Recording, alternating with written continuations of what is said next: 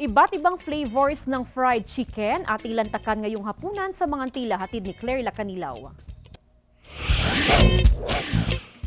Kung ikaw ay chicken lover, ito ang certified food of the day para sa'yo. Subukan na ang chicken na may iba't ibang flavors na inilagay sa bilao. Ang bibida sa hapagkainan ngayong hapunan ay flavored chicken bilao.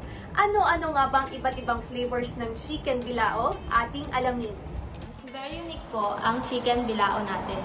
Since it is passionately cooked and tasted hanggang sa ma-perfect ang crispiness at flavor ng chicken.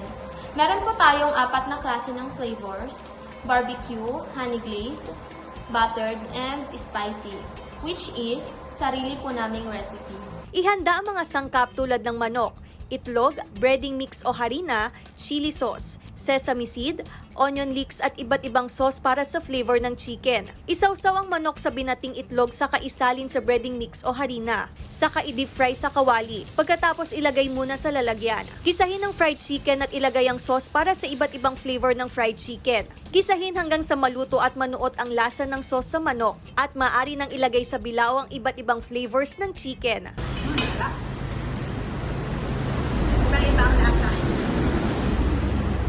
Nagkaroon kami ng idea nung nagsimula yung pandemic.